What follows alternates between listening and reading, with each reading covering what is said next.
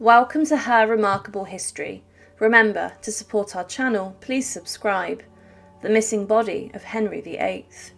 Throughout history there have been fewer kings and queens whose notorious legacy is as brutal as Henry VIII. The six-wived king was known for executing two of his own wives and some of his closest friends, and he could turn on someone very quickly. He was a man of short temper, and in his kingdom 70,000 people were executed during his 4 decades on the throne. But despite this, when he died he was greatly loved by his people. However, after his death, the king was interred in an unremarkable vault inside the choir of Windsor Castle, St George's Chapel.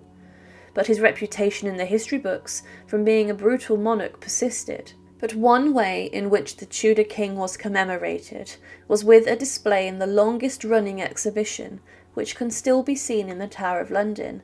The line of the king's display, the king's huge armour. However, in the past, a wooden effigy of the Tudor monarch was displayed, but today only the head survives.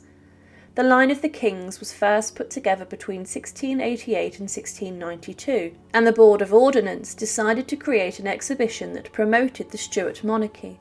But over time the display became a huge celebration of the kings that had gone before, and there were many life-size wooden horses which featured effigies of the kings, and these effigies were made to seem lifelike and almost as if the kings were alive and sitting on horseback in their armour. They used the best wood carvers across the nation to do this, and the featured good kings and those who were well liked, such as Edward III and Henry VIII, but kings who were seen as bad rulers, such as John and Richard III, were excluded. It was a point of honour for a monarch to be honoured on the line of kings, and over the following centuries there were additions made to the lineup.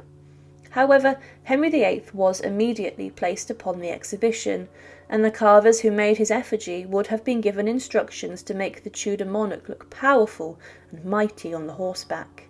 But they were also asked to make the effigy head of Henry VIII, and would have done this using paintings to help them. The plan was for Henry VIII's armour to be exhibited on this effigy.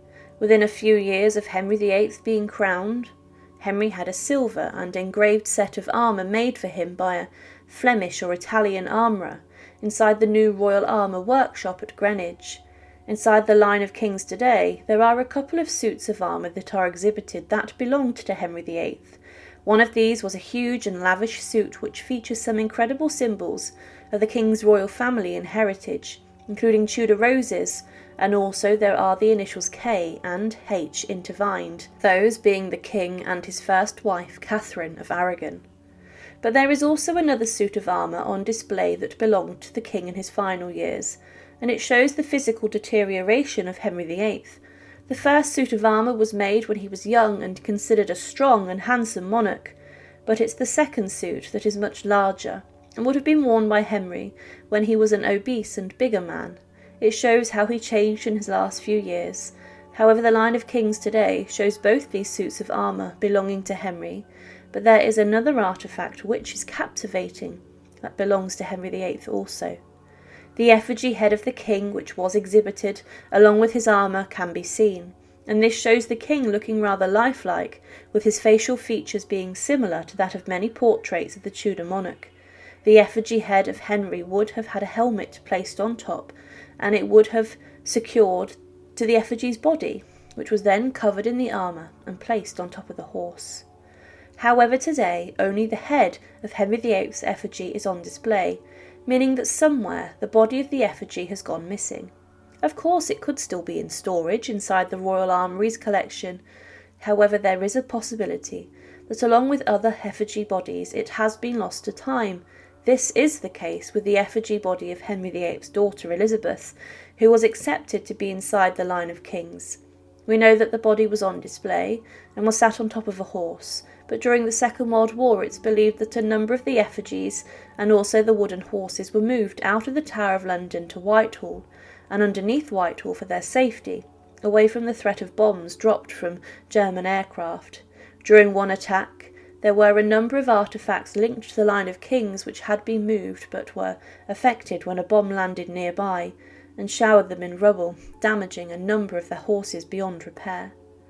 Today, the effigy head of King Henry VIII is a haunting reminder that the Tudor King's reign as a monarch, who oversaw the execution of 2 of his wives and some of the most prominent and skilled courtiers inside of his court, staring into the face of Henry inside the Tower of London is rather intimidating, as his eyes are piercing and his countenance is serious, as if he is about to order another execution. But the effigy would have been incredibly grand when in the line of kings on horseback, wearing the armour which was made for him over 500 years ago. The armour today is incredible, but the body which once sat in the effigy form is missing. But the king's real body is buried in the middle of St George's Chapel in Windsor Castle. Thank you for watching, and to support, please subscribe to Her Remarkable History. Thank you.